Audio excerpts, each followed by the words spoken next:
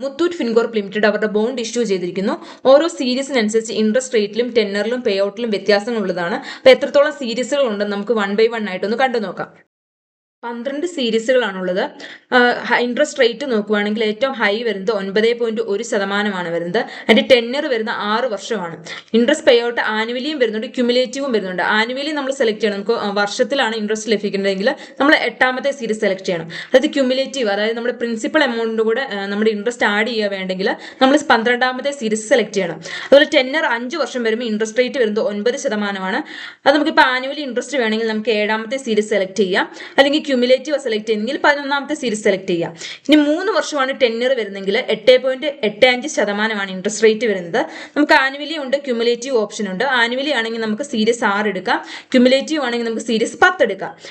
അതുപോലെ തന്നെ നമുക്ക് മന്ത്ലി ഒരു ഇൻകം വേണമെങ്കിൽ നമുക്ക് സീരീസ് 4 എടുക്കാം. ടെന്നർ വരുവാണെങ്കിൽ 6 വർഷമാണ് വരുന്നത്. ഇൻട്രസ്റ്റ് റേറ്റ് വരുന്നത് 8.75% വരുന്നത്. അതുപോലെ നമുക്ക് താഴോട്ട് നോക്കുവാണെങ്കിൽ 2 വർഷമൊക്കെയാണ് നമുക്ക് വേണ്ടത്. 2 വർഷത്തെ ടെന്നറൊക്കെ വേണമെങ്കിൽ ഇൻട്രസ്റ്റ് റേറ്റ് വരുന്നത് 8.37% വരുന്നത്. അതിന്റെ ഇൻട്രസ്റ്റ് പേ ഔട്ട് വരുന്നത് മന്ത്ലി ആണ്. ബോണ്ടിന്റെ ഡീറ്റെയിൽസ് നോക്കുവാണെങ്കിൽ IPO ഓപ്പണിംഗ് ഡേറ്റ് വരുന്നത് ഫെബ്രുവരി 3-നാണ്. IPO ക്ലോസ് ചെയ്യുന്ന ഡേറ്റ് എന്ന് പറഞ്ഞാൽ ഫെബ്രുവരി 16-നാണ്.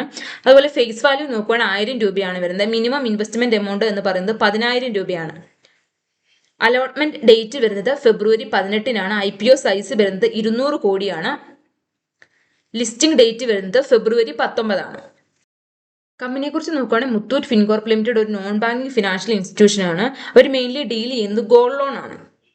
ഇപ്പം നമ്മൾ ഒരു ബോണ്ടിൽ ഇൻവെസ്റ്റ് ചെയ്യുവാണെങ്കിൽ ക്രിസിൽ റേറ്റിംഗ് നോക്കേണ്ട ഒരു മെയിൻ പോയിന്റ് ആണ്. ഇപ്പം കമ്പനിയുടെ ക്രിസിൽ റേറ്റിംഗ് എന്ന് പറഞ്ഞാൽ AA നെഗറ്റീവ് ആണ്. അപ്പം നമുക്ക് റിസ്ക് ഒന്ന് കണ്ടു നോക്കാം.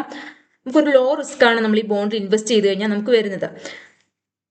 ബോണ്ടിന്റെ നേച്ചർ നോക്കുവാണെങ്കിൽ secured redeemable non convertible debentures ആണ്.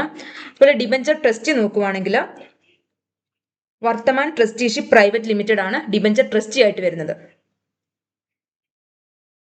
ഈ വീഡിയോ ഒരിക്കലും ഒരു സ്റ്റോക്ക് റെക്കമെൻഡേഷൻ അല്ല, ഞാൻ ഒരു എഡ്യൂക്കേഷണൽ പർപ്പസിന് വേണ്ടി മാത്രം ചെയ്യുന്ന ഒരു വീഡിയോ ആണ്.